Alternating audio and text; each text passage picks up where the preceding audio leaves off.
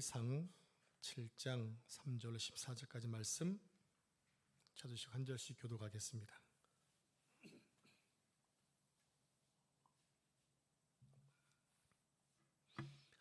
자, 제가 3절 말씀 읽겠습니다. 사무엘이 이스라엘 온 족속에게 말하여 이르되 만일 너희가 전심으로 여호와께 돌아오려거든 이방신들과 아스다롯을 너희 중에서 제거하고 너희 마음을 여호와께로 향하여 그만을 섬기라. 그리하면 너희를 블레셋 사람의 손에서 건져내시리라. 이에 이스라엘 자손이 바알들과 아스다롯을 제거하고 여호와만 섬기니라. 사무엘이 이르되 온 이스라엘은 미스바로 모이라. 내가 너희를 위하여 여호와께 기도하리라 하매 모여 물을 길어 여호와 앞에 붓고 그날 종일 금식하고 거기에서 이르되 우리가 여호와께 범죄하였나이다 하니라. 사무엘이 미스바에서 이스라엘 자손을 다스리니라. 이스라엘 자손이 미스바에 모였다 함을 블레셋 사람들이 듣고 그들의 방백들이 이스라엘을 치러 올라온지라.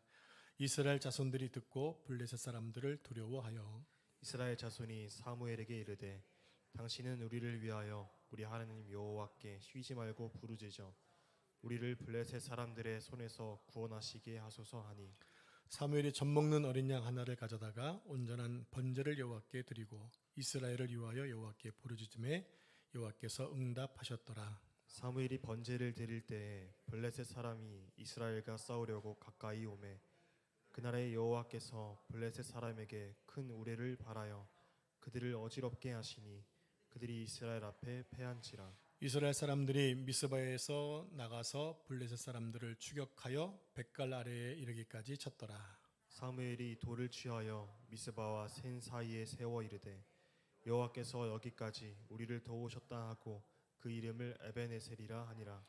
이에 블레셋 사람들이 굴복하여 다시는 이스라엘 지역 안에 들어오지 못하였으며 여호와의 손이 사무엘이 사는 날 동안에 블레셋 사람을 막으심에 블레셋 사람들이 이스라엘에게서 빼앗았던 성읍이 에그론부터 가드까지 이스라엘에게 회복되니 이스라엘이 그 사방 지역을 블레셋 사람들의 손에서 도로 찾았고 또 이스라엘과 아모리 사람 사이에 평화가 있었더라. 아멘. 이 말씀은 살아계신 하나님의 말씀입니다. 아멘. 오늘 하나님께 예배하는 여러분들에게 하나님의 은혜와 평강이 가득하시기를 축복합니다. 우리 옆에 앉으시면 다시 한번 이렇게 축복하겠습니다. 건강하고 행복하시기 바랍니다. 네, 모니터를 좀만 더 올려주시면 좋겠습니다. 자, 오늘이 벌써 1월 셋째 주일입니다. 오늘이 1월 18일이죠. 세월이 화살처럼 지나간다는 게 느껴질 정도로 금방 지나가는 것 같습니다. 다행히 1월 달에 그래도 우리에게는 영적인 시간이 있었잖아요. 특별 새벽 기도도 있었고 어제까지 릴레이 기도에 함께하면서 그냥 보낸 것 같지 않은 좀 안도의 마음이 들기도 합니다. 내일 모레 20일이죠? 아니 19일 그때가 대한입니다. 그래서 한 주간 동안 영하 12도 많게는 14도까지 떨어지는데 특별히 건강관리 잘 하시기 바랍니다.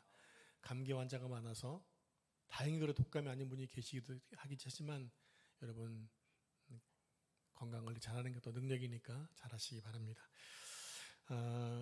곧 봄이 올 겁니다.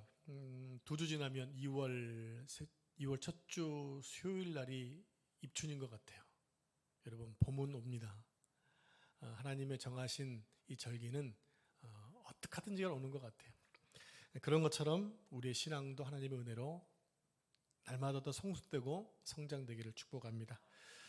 성경은 은혜의 책이며 기적의 책이라고 하죠. 성경을 보면 하나님의 은혜와 기적들로 가득 차 있지 않습니까? 은혜와 기적이라는 말은 너무나 귀한 단어인 것 같습니다. 세상을 창조하시고 우리를 하나님 형상으로 만드신 것도 은혜이고 또 온 세상을 정복하고 다스리라고 명령받은 것도 은혜 아닙니까? 그리고 죄로 인해 하나님으로부터 분리되어서 영원한 사망을 향해 가던 우리를 그리스도의 십자가 헌신을 통해서 구원 백성 삼아주신 것도 은혜이고 기적입니다. 그 말씀에 따라서 우리가 사는 것도 기적이기 때문에 늘 하나님의 은혜와 기적 가운데 거하는 여러분 삶 되기를 축복합니다. 하나님 우리에게 은혜를 주지 않으셨다면 이 자리에 와 있지 못하죠. 또 남사보배는 공동체 안에도 없을 겁니다. 지금 이렇게 여기까지 인도하신 하나님의 은혜를 기억하면서 앞으로도 그 은혜 안에 살겠다고 다짐하는 시간이 되었으면 좋겠습니다. 오늘 본문을 보면 사무엘의 명령으로 하나님께 돌아와 하나님의 은혜 아래 살기로 다짐한 이스라엘 백성들이 미스바에 모여서 회개 운동을 벌이게 됩니다. 그런데 이런 상황을 마치 공격의 기회로 생각한 블레셋 백성들이 전쟁을 걸어오죠. 그런데 하나님의 은혜와 기적으로 이스라엘이 승리하게 되어진다는 것이 오늘 본문의 내용입니다. 결과적으로 이 전쟁은 군사와 무기와 기술의 전략의 승리가 아니라 기도와 하나님의 은혜의 승리였다는 것입니다. 이런 의미에서 에베네셀의 은혜와 기적이 2026년도 새 여러분의 가정에 충만히 임하기를 축복합니다. 자, 오늘 본문에 우리가 잘 알고 있는 단어 에베네셀이 나옵니다. 에베네셀은 도움의 돌, 하나님께서 여기까지 도우셨다. 그러니까 하나님이 지금 과거부터 지금까지 나를 도우셨다. 그러면 여기서 끝나버리면 안 되잖아요. 우리는 오늘만 사고 죽는 사람이 아니니까. 그럼 내일도 또 내년에도 또 그 후에도 하나님의 은혜가 끊임없이 계속되기를 축복합니다. 자, 하나님의 은혜와 기적으로 승리한 이후에 사무엘 선지자는 에베네셀이라는 기념비를 세웁니다. 근데 그 장소가 어디였죠? 장소가 에베네셀이었어요. 에베네셀은 그 지역에 에베네셀 돌을 세우면서 하나님이 도우신 거야 라고 감사비를 세웠다고 하는 것입니다. 그 배경을 잠깐 생각해 보겠습니다. 사사시대에 이스라엘을 가장 괴롭히던 나라는 블레셋 민족입니다. 블레셋은 당시 철기 문화로 무장한 강력한 무기를 가지고 이스라엘을 괴롭혔어요. 사무엘상 4장에 보면 이스라엘이 블레셋의 침공을 받아 에베네셀에 진을 치게 됩니다. 거기서 또 에베네셀이에요. 그런데 첫 번째 전투에서 이스라엘 군인이 4,000명이 죽습니다. 4,000명은 작은 원인이 아니잖아요. 이렇게 많은 군인이 죽고 나서 패배의 전쟁의 패인의 원인을 한번 생각해 본 것입니다. 무엇일까? 그 전쟁터에는 하나님의 임재의 상징인 법궤가 없었구나. 그래서 실로에 있는 법궤를 가지고 오지요. 홈리와 비느하 제사장이 법궤를 메고 전쟁터에 나갑니다. 이길 줄 알았습니다. 근데 이번에는 3만 명이 죽습니다. 몇 배가 죽습니까? 8배 이상이 또 죽고 난 거예요. 급기야는 하나님의 법궤를 빼앗기고 또 제사장인 홈리와 비느하스도 죽습니다. 그리고 두 아들이 죽고 법궤를 빼앗겠다는 말을 들은 엘리 제사장은 의자에서 넘어져 목이 부러져 죽습니다. 하루아침에 이스라엘의 지도자들이 다 죽고 만 것입니다. 그리고 남편과 시아버지가 죽었다는 소식을 들은 비느하스의 아내가 그때 때마침 출산을 했는데 그 출산하면서 낳은 아이의 이름을 이가봇이라고 짓습니다. 이가봇은 하나님의 영광이 떠났다라는 거예요. 지금 이스라엘의 상황이 마치 하나님의 영광이 떠난 이가봇의 이름처럼 같은 상황이었다는 얘기예요. 그 일로 인해 이스라엘은 지금까지 20년 동안 이 블레셋의 통치 아래서 힘들게 살아가고 있었습니다. 그렇게 20여 년을 보낸 이후에 사무엘 선지자가 이스라엘의 새로운 지도자로 이제 세워지게 되죠. 그래서 그는 이스라엘 모든 백성들을 미스바에 모으고 영적 대각성을 진행하고 있는 것입니다. 여러분, 하나님이 떠난 인생은 고통당할 수밖에 없습니다. 여러분의 하나님의 성령이 임하고 계시죠? 그 성령이 떠나면 불행해질 수밖에 없다고요. 하나님이 떠난 사울은 귀신에게 평생 동안 고통을 당하며 삽니다. 하나님의 영이 떠난 삼손은 눈이 뽑히고 감옥에 갇히고 비참하게 죽음을 당하게 됩니다. 하나님의 영광이 떠난 이스라엘은 블레셋의 압제 아래서 큰 고통을 당하고 있었습니다. 그러나 하나님의 은혜가 임하면 어렵고 힘든 전쟁도 충분히 승리할 수 있다는 사실을 오늘 본문을 통해 보여주고 있죠. 그렇다면 우리가 어떻게 해야 에베네셀의 은혜와 기적을 계속 누릴 수 있는 것일까요? 3가지만 본문을 통해 살펴보겠습니다. 첫 번째로 하나님께 돌이켜야 한다는 것입니다. 따라해 보겠습니다. 하나님께로 돌이키자. 사무엘 선지자는 이스라엘 백성들이 왜 지난 20년 동안 힘들고 고통스러운 삶을 살았는지를 진단해 봤습니다. 우리도 마찬가지로 어떤 어려움에 빠졌을 때 가장 먼저 할 일이 무엇인가 하면 우리가 어디서부터 잘못되었는지를 그 원인을 찾는 게 중요해요. 그것을 찾지 못하면 아무리 수고하고 있어도 좋은 결과를 얻을 수 없다는 겁니다. 몸이 아픕니다. 병원에서 진단을 합니다. 정확한 진단을 받아야 적절한 치유를 함을 통해서 회복되어지게 되는 거지요. 그러나 잘못된 진단을 받으면 고생은 고생대로 하고 또 돈은 돈대로 날리게 되는 것입니다. 사무엘 선지자의 진단 결과는 이스라엘이 하나님을 떠난 데 있다는 것을 알게 되었습니다.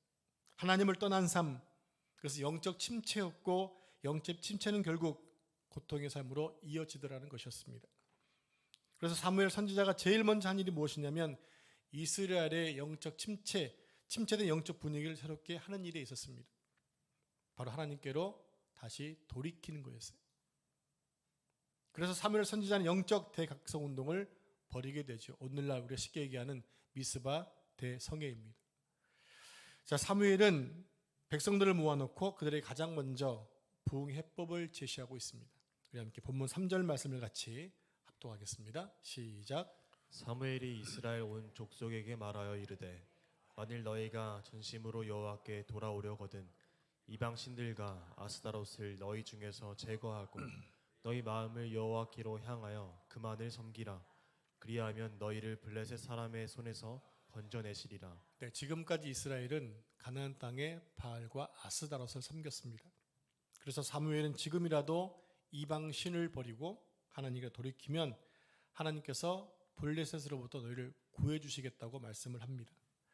그러자 이스라엘은 사무엘 선지자의 말을 듣고 지금 모인 자리에서 지나온 잘못과 패역함을 철저하게 회개하게 되죠. 그들은 하루 종일 금식하면서 하나님께 부르짖었습니다. 6절에 보니까 백성들은 그날 종일 금식하면서 우리가 여호와께 범죄하였나이다, 우리가 여호와께 죄를 지었나이다 라며 탄식하면서 기도하게 됩니다. 지금까지 하나님을 떠나 우상을 섬긴 자신들의 죄와 허물을 쏟아 놓았습니다. 백성들은 진심을 다해 자신들의 모든 죄와 허물을 고백하며 하나님께 돌이켰던 것입니다. 이스라엘은 낮에는 날씨가 무척 덥습니다. 그런 가운데 하루 종일 금식하며 기도하는 것은 어려운 일이에요. 그런데 또 금식하며 기도했다는 것이 무엇입니까? 그들의 마음이 얼마나 진실됐는가를 보여주고 있는 거죠. 여러분, 우리 인생을 실패의 자리로 몰아가는 게 뭘까요? 그것은 바로 죄입니다. 하나님 말씀을 거절하고 떠나는 것이 죄죠. 죄로 인해 하나님과 멀어지면 멀어질수록 우리 삶은 힘들 수밖에 없습니다. 그러나 반대로 하나님과 가까울수록 우리는 복을 받게 되어진다는 얘기입니다. 시편 73편 28절 말씀 같이 합독하죠. 시작. 가까이함이 내게 복이라. 내가 주 여호와를 나의 피난처로 삼아 주의 모든 행적을 전파하리이다. 아멘. 여러분, 베드로 아시죠? 베드로는 예수님이 잡혀서 신문을 받으실 때 예수님을 부인하고 맙니다. 베드로는 예수님께서 제자들이 모두 당신을 버리고 흩어지리라고 말씀하셨을 때 자기는 죽어도 주님을 버리지 않겠다라고 얘기합니다. 그러나 베드로는 예수님이 잡혀가실 때 멀찍이서 따라갔어요. 가까이가 아니라 멀리서 따라갔습니다. 공간복음서 마태, 마가, 누가복음을 보면 베드로가 멀찍이 따라갔다고 기록하고 있어요. 그런데 만약 그가 위험을 무릅쓰고서라도 주님과 가까이 있었다면, 즉 주님의 시선 안에 머물러 있었다면 그들은 비참하게 주님을 배반하거나 부인하지 않았겠죠. 그러나 베드로는 두려움 때문에 예수님으로부터 멀어지자 참혹하기 실패하고 말았던 것입니다. 사랑하는 여러분, 여러분은 지금 하나님과 가까우신가요? 아니면 멋인가요? 우리가 하나님과 가까우면 우리의 죄와 허물을, 나의 잘못을 먼저 볼 수가 있습니다. 거룩하신 하나님 빛 아래서 자신을 보기 때문에 모든 것이 드러나게 됩니다. 드러나면 그것이 부끄럽게 하겠지만 해결할 수 있는 방법이 있잖아요. 주님께 해결하면, 기도하면 해결해 주시기 때문에. 그러나 반대로 하나님과 거리가 멀어지면 자신의 허물이 보이지 않아요. 대신에 뭐가 잘 보일까요? 남의 허물과 남의 죄가 보이는 거예요. 그럼 우리는 또 그를 비판하고 또 다른 죄를 지어가게 되는 것입니다. 사랑하는 여러분, 하나님의 시선에서 멀어지지 마시기를 축복합니다. 하나님과 가까이함이 복이라는 사실을 절대로 잊지 마시기를 바랍니다. 에베네셀의 승리를 누리는 비결은 자신의 죄와 허물을 깊이 깨닫고 참회하며 하나님께 돌이키는 것입니다. 하나님이 찾으시는 사람은 의인이 아니라 상한 심령을 가진 자라고 말씀하고 있기 때문에 그렇습니다. 누가복음 18장에 보면 성전에서 기도하는 두 사람이 소개되고 있죠. 한 사람은 바리새인, 또 한 사람은 세리입니다. 먼저 바리새인은 따로 서서 기도했습니다. 그래서 따로 섰다는 말은 다르다라는 것입니다. 즉 자신을 과시하려고 따로 섰다는 얘기입니다. 그러면서 이렇게 기도를 하죠. 우리 누가복음 18장 11절 12절 말씀을 한 절씩 교독하겠습니다. 바리새인은 서서 따로 기도하여 이르되 하나님이여 나는 다른 사람들 곧 토색, 불의, 간음을 하는 자들과 같지 아니하고 이 세리와도 같지 아니함을 감사하나이다. 나는 금식하고 소도 속에 11조를 드리나이다 하고. 바리새인은 자랑스럽게 자신의 의를 드러내면서 기도합니다. 자기는 다른 사람처럼 토색과 불의와 간음을 행하지 않았다는 겁니다. 당연한 것 아닙니까? 바리새인이잖아요. 자신들은 구별된 사람들이기 때문에, 거룩하다 구별된 사람들이기 때문에 이런 짓을 안 한 건 당연한 거잖아요. 근데 그것을 자랑하고 있습니다. 또 한 가지 심각한 게 뭐냐? 이 세리와도 같지 않다라는 거예요. 나는 저 사람하고는 다르다라는 거예요. 그런데 세리의 기도는 어떠했습니까? 13절 말씀 합독합니다. 시작. 세리는 멀리 서서 감히 눈을 들어 하늘을 쳐다보지도 못하고 다만 가슴을 치며 이르되 하나님이여 불쌍히 여기소서 나는 죄인이로소이다 하였느니라. 세리는 자신은 죄인이라고 고백을 합니다. 그래서 그는 감히 눈을 들어 하늘을 쳐다보지도 못했습니다. 그는 자신의 죄 때문에 가슴을 치면서 하나님께 불쌍히 여겨달라고 기도하고 있는 거예요. 예수님은 그 두 사람 중 세리의 기도가 의롭다라고 칭찬하셨습니다.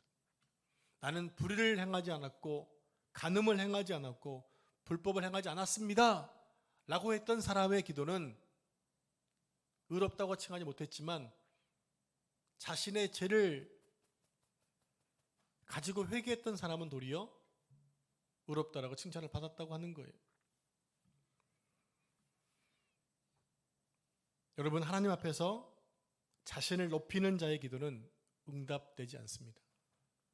그러나 겸손하게 세리처럼 자신을 낮추며 자신의 죄와 허물 때문에 가슴을 치는 자, 자신의 죄인 됨을 불쌍히 여겨달라고 간구하는 자에게 하나님은 은혜를 주시고 그를 의롭다 하신다라는 것입니다. 그러면 그의 기도는 응답되어지는 거죠. 여러분, 하나님은 상한 심령의 제사를 기뻐하십니다. 오늘 우리들이 이 절망의 자리에서 희망의 자리로 나아가는 비결은 바로 자신의 죄인됨을 깨닫고 주님께 돌이키는 데 있습니다. 여러분, 매 순간 주님께 돌이키시기를 축복합니다. 두 번째로 에베네셀의 은혜와 기적을 누리기 위해서는 우리의 예배가 회복되어야 한다는 거예요. 따라해 보겠습니다. 우리의 예배가 회복되자. 에베네셀의 은혜와 기적은 온전한 예배 회복에 있었다는 것입니다. 지금은 블레셋이 미스바에 모여 있는 이스라엘을 치러 올라오는 아주 긴급한 상황이에요. 자칫하면 이곳에서 모두 죽을 수 있어요. 그들이 지금 이 자리에 모인 것은 예배하기 위함이지 전쟁을 하러 온 것이 아니잖아요. 그들의 손에 무기가 없을 수도 있었다는 것입니다. 그래서 백성들은 일단 블레셋 강력한 군대가 쳐들어온다는 사실을 듣고 두려워 떨었어요. 그렇다면 상식적으로 그들의 살 수 있는 비결이 뭘까요? 바로 도망가는 것입니다. 적들이 쫓아오기 전에 도망가는 게 사는 길입니다. 그런데 백성들은 그 위기 앞에서 사무엘 선지자에게 기도를 부탁을 합니다. 하나님께 부르짖어서 이 어려움을 이기게 해달라는 거죠. 즉 자신들이 사는 것은 도망치는 것이 아니라 하나님의 은혜를 입는 것임을 깨달았습니다.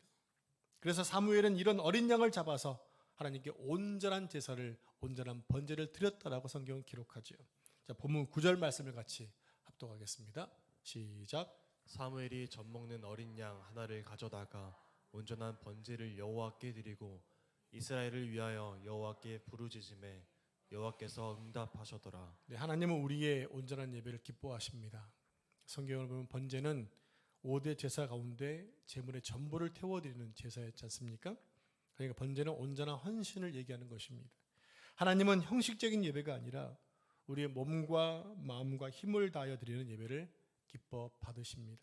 그리고 하나님은 지금도 진정한 예배자를 찾고 계신다라고 말씀하고 계세요. 우리 함께 요한복음 4장 23절 말씀을 같이 화면 모시 합독하겠습니다. 시작. 아버지께 참되게 예배하는 자들은 영과 진리로 예배할 때가 오나니 곧 이때라. 아버지께서는 자기에게 이렇게 예배하는 자들을 찾으시느니라. 아멘. 여러분, 하나님께서 찾으시는 예배자가 누구입니까? 영과 진리로 예배하는 자입니다. 즉 성령의 인도와 진리로 예배하는 자를 찾고 계신다는 겁니다. 몸은 예배자리에 와 있는데 마음이 딴 데 있으면 참 예배자가 아닙니다. 삶의 예배가 너무나 중요하지만 더 중요한 것은 공적인 예배입니다. 공적인 예배를 잘 드리는 자가 삶의 예배도 잘 드릴 수가 있는 거예요. 그러므로 우리는 정말 예배를 열심히 잘 드려야 됩니다. 하나님이 받으실 만큼. 여러분, 내가 예배를 잘 드렸다고 준 그것이 예배가 되는 게 아니에요. 받으시는 그분이 받으셔야만 예배를 드린 거예요. 여러분 열심히 드리는 건 중요하지만 하나님이 예배를 받으실 수 있도록 드리는 게 중요합니다. 그럼 우리가 찬양을 부를 때도 열심히 부르셔야 돼요. 자기만 들리도록 부르지 말고 소리가 나오도록 부르셔야 됩니다. 여러분, 찬양을 힘차게 부를 때 악한 영이 떠나가는 역사가 있습니다. 찬양을 부를 때 성령이 임하셔서 우리의 마음에 기쁨을 주십니다. 찬양할 때는 기쁨이 넘쳐나는 거예요. 그리고 기도를 드릴 때도 전심을 다해서 기도해야 됩니다. 오늘 나의 기도를 들어주지 않으시면 교회를 떠나가지 않겠습니다라는 결단으로 기도해야 됩니다. 돼도 그만, 안 돼도 그만, 그런 마음으로 기도하면 그 기도는 응답되지 않아요. 하나님 반드시 들어주셔야만 합니다 라는 간절함을 가지고 기도해야 됩니다. 주님은 간절한 기도에 응답해 주시겠다고 약속하셨죠? 우리 함께 예레미야 29장 13절 말씀 같이 합독하겠습니다. 시작. 너희가 온 마음으로 나를 구하면 나를 찾을 것이요 나를 만나리라. 네, 하나님께 온 마음을 다해 구하면 하나님 만나 주시겠다고 말씀하셨습니다. 그러면 하나님 만나기 원하시면 온 마음을 다해 기도하시면 좋겠습니다. 그리고 말씀을 들을 때도 내게 주시는 말씀으로 믿고 경청해야 됩니다. 우리가 말씀을 통해 내용이 살아야 다른 사람도 살릴 수 있는 것입니다. 머리로만 듣는 말씀은 나를 변화시키지 못해요.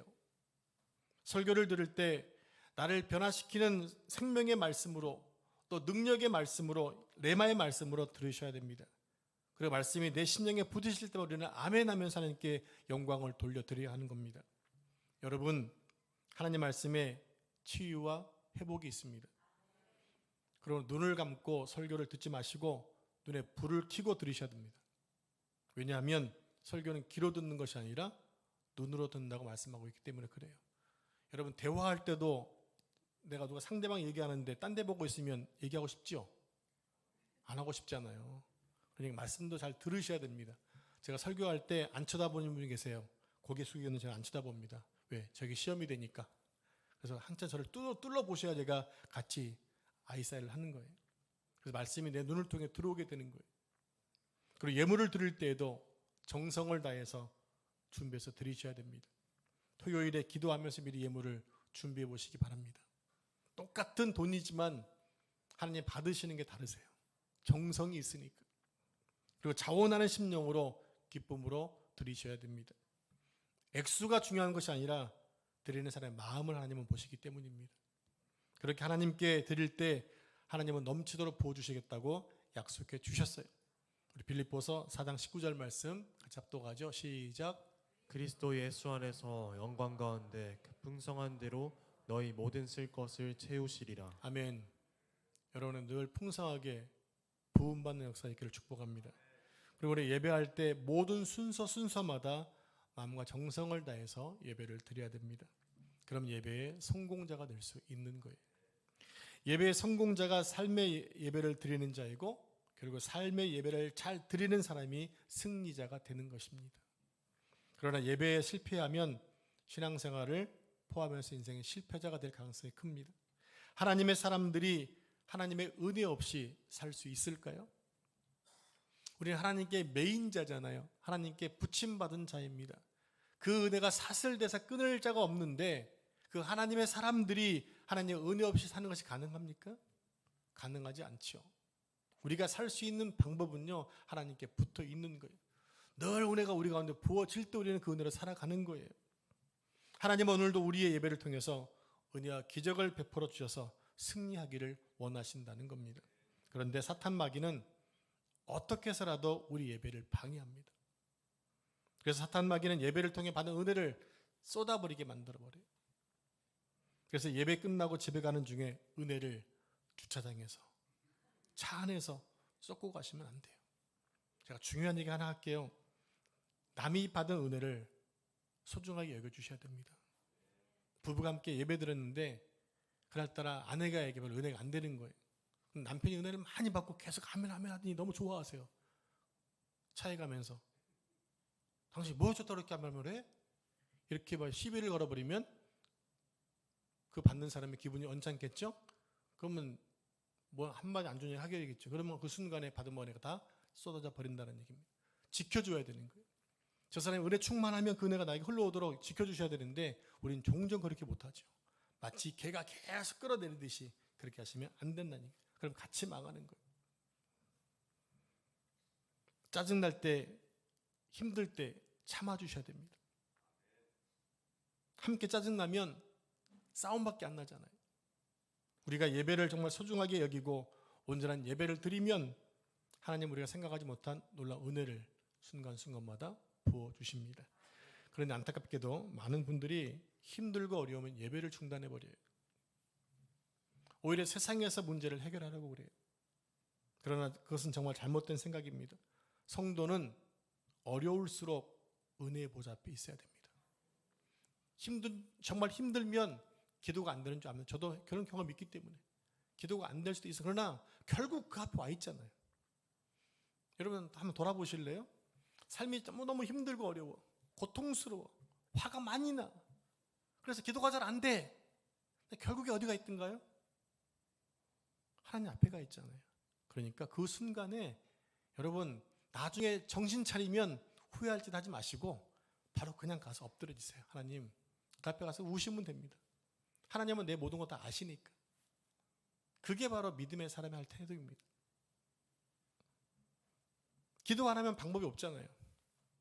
근데 하나님은 기도하면 좋은 것을 주신다고 약속하셨기 때문에 그 말씀을 믿고 의지해서 진짜 힘들고 어려워도 그 앞에 서 있을 때 회복될 수 있습니다.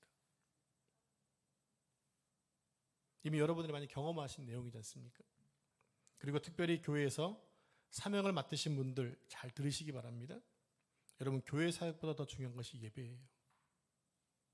교회 사역보다 더 중요한 게 예배라고요. 성도들 가운데 봉사는 열심히 하시는데 예배를 소홀히 하시는 분들이 계세요. 이건 올바른 태도가 아니에요.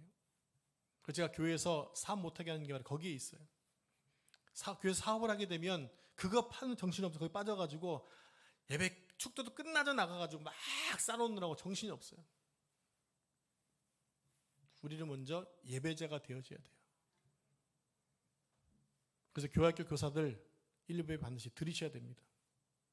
어떻게 예배도 안 이루고 가서 거기서 봉사할 수 있죠? 그러지 마시라는 얘기예요. 자, 교육자들 당부하지만 그렇게 하기 바랍니다. 부장님들 전달해 주십시오. 반드시 1부 예배 드리고 은혜 충만히 받은 다음에 가서 하라고. 그것만 잡는데 어떻게 가서 예배를 아이들한테 가르칠 수 있겠어요? 그것은 교육은 교육이기 때문에 말씀을 드립니다. 먼저 일하려고 애쓰지 마시고 먼저 참된 예배자가 되시기를 바랍니다. 바로 그것이 에베네셀의 은혜와 기적을 누리는 비결입니다. 자, 세 번째로 감사의 제단을 쌓는 것입니다. 한번 따라해 보겠습니다. 감사의 제단을 쌓자. 하나님은 백성들이 온전한 예배를 드리자 블레셋 군대를 물리쳐 주십니다. 하나님은 우레로 천둥으로 블레셋을 혼란케 하셔서 몰려가게 해주셨어요. 설교를 준비하다 막 웃긴 거예요. 아니 같은 공간에서 천둥 치는데 누군 무서워하고 누구는 사람을 죽이지? 같은 공간에서 우박이 내리는데 어떻게 여기만 내려 여기는 안 내리지? 딱 반을 갈라놓으면 여기는 천둥 쳐서 막 무서워요. 근데 여기는 막 아무 안 들리나 봐. 쫓아가서 막 적군을 물리쳐요.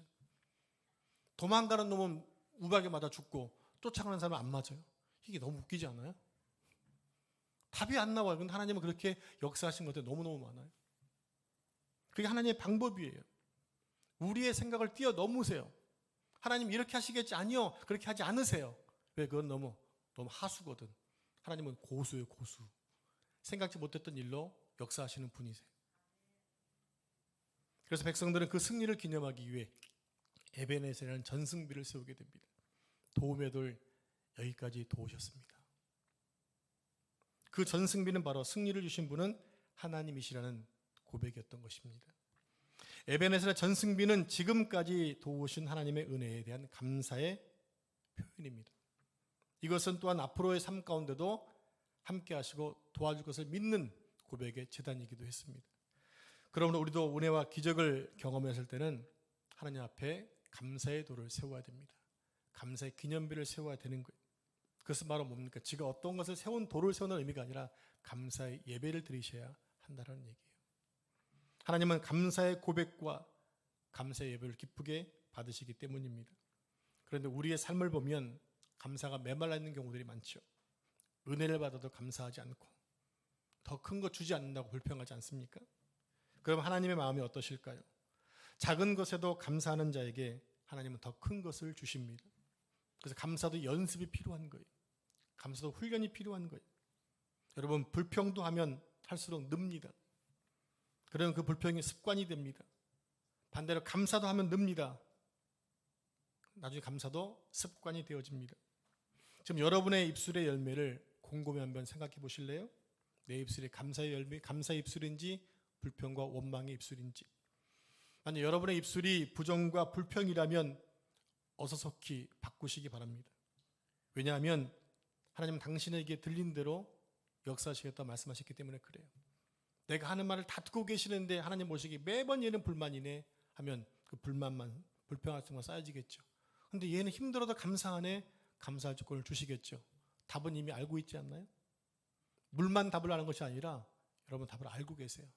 여러분 답을 아는 대로 행하시기를 바랍니다. 오늘 본문의 사무엘과 백성들이 에베네셀의 기념비를 세우면서 감사했을 때 어떤 일이 생겼는가? 13절 이하를 보면 여호와의 손이 막아 주심으로 블레셋 사람이 굴복하여 다시는 이스라엘을 침범하지 못했다고 기록을 합니다. 이스라엘은 지금까지 블레셋 때문에 힘들었잖아요. 근데 그들이 감사하고 제단을 쌓으니까 그 순간부터 이스라엘 침공하지 못했다고 기록을 합니다. 그리고 그동안 블레셋에게 빼앗겼던 모든 땅들과 성읍을 되찾았다고 기록을 합니다. 그리고 그 땅에 평화가 왔다고 기록하고 있어요. 이제 말씀을 정리합니다. 사랑하는 여러분, 우리는 매 순간 어렵고 힘겨운 싸움을 싸우고 있습니다. 우리 앞에는 강한 블레셋이 늘 언제나 우리를 삼키려고 서 있습니다. 그럴 때 우리는 어떻게 해야 되나요? 가장 먼저 하나님께 돌이켜서 우리의 문제를 진단하는 것입니다. 나는 죄인입니다.